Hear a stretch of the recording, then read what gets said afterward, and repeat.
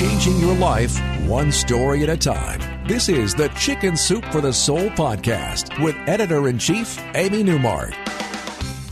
Hey, it's Amy Newmark with your daily dose of Chicken Soup for the Soul inspiration. It's Wow Wednesday, and we're approaching Father's Day weekend. So I'm going to tell you a story about a dad who somehow helped his son, even from the grave. This story is pretty mind-boggling, and it comes to us from a book that is filled with mind-boggling stories. It's a book called Chicken Soup for the Soul, Dreams and Premonitions. And this particular story is called Service Call, and it's by one of our regular wonderful writers, Connie Pullen. So Connie tells us that her son Chris had been trying to replace the clutch in his dad's old bulldozer. The bulldozer had broken down just before Chris finished clearing out some overgrown trees from their land. Unfortunately, Connie's husband had passed away from cancer a few years earlier, and Chris had only seen him replace the clutch in that bulldozer once, when he was a little kid. Chris had taken over his father's duties on the family's Christmas tree farm. There were 5 Pullen children, but Chris was the one who had always loved working outdoors with his dad, especially on the heavy equipment.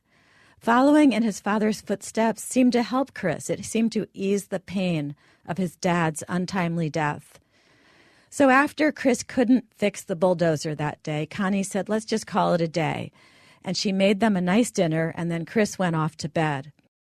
The next morning, Chris ran down the stairs and flew past Connie as she was standing at the stove frying some bacon and eggs.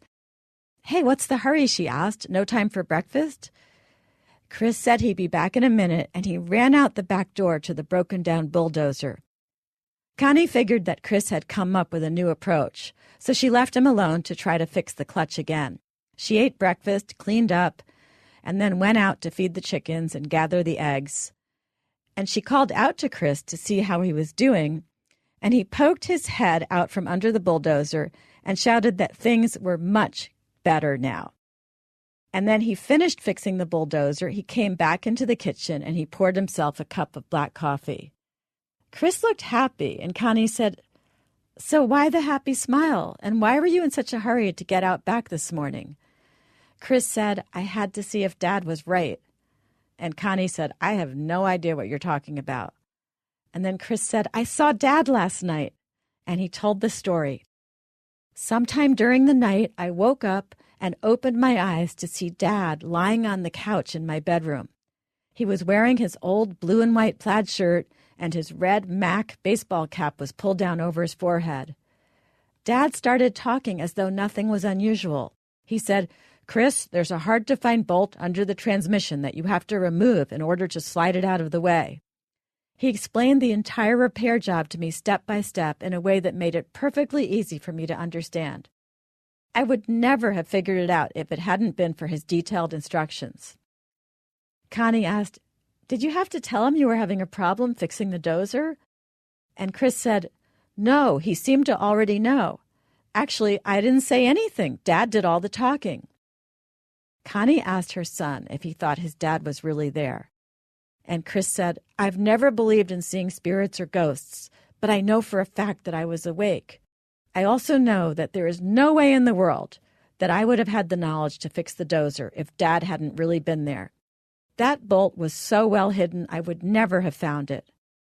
I'm at a loss to explain what actually happened. Connie says that neither she nor Chris knows how to explain what happened, except to say that Chris hadn't known there was a hidden bolt.